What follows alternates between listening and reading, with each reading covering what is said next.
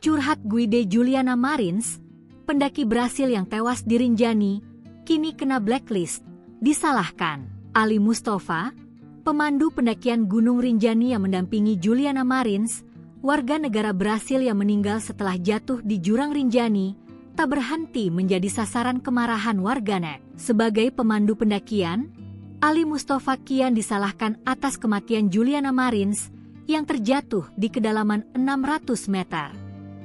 Ali bahkan sampai terkena blacklist sementara terkait kasus Juliana Marins, WNA asal Brasil yang jatuh di Rinjani tersebut. Padahal diakui Ali, dirinya sudah berusaha semaksimal mungkin untuk menyelamatkan Juliana saat masih terjatuh di kedalaman 100 meter.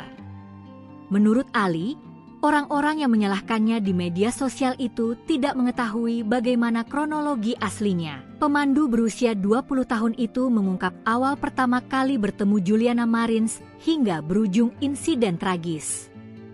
Semua bermula ketika Ali menjemput Juliana Marins beserta rombongan lainnya pada Kamis, 19 Juni 2025, malam. Total ada 6 orang termasuk korban yang berencana melakukan pendakian. Mereka diberi pengetahuan terkait rute hingga medan di Gunung Rinjani.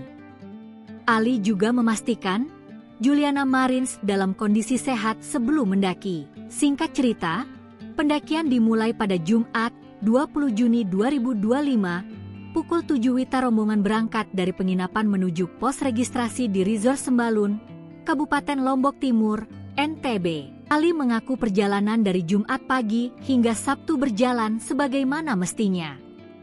Kejadian nahas terjadi ketika rombongan dalam perjalanan menuju puncak Gunung Rinjani. Lokasi persisnya di kawasan Cemara Nunggal. Juliana Marins yang posisinya paling belakang tiba-tiba menghilang. Ia baru menyadari korban jatuh lewat sorotan senter yang dibawa korban. Juliana Marins diketahui terjatuh ke jurang sedalam ratusan meter. Posisinya sempat rekam drone milik pendaki lain. Juliana Marins ketika itu masih bisa bergerak dan berteriak minta tolong. Sayangnya takdir berkata lain, ia dinyatakan meninggal dunia. Jenazah Juliana Marins berhasil dievakuasi petugas Rabu, 25 Juni 2025, malam, yang kini telah diterbangkan ke negara asalnya. Ali Mustafa disebut-sebut sempat berusaha turun langsung untuk menyelamatkan nyawa Juliana sebelum akhirnya ditemukan meninggal dunia setelah terjatuh ke jurang kedalaman 600 meter pada Jumat, 27 Juni 2025. Hal itu dibuktikan dari beredarnya video aksi diduga Guide Ali Mustafa turun pertama kali saat Juliana terjatuh. Terlihat momen menegangkan saat para pendaki membantu mengulurkan tali saat Ali Mustafa hendak turun sebelum tim rescue datang.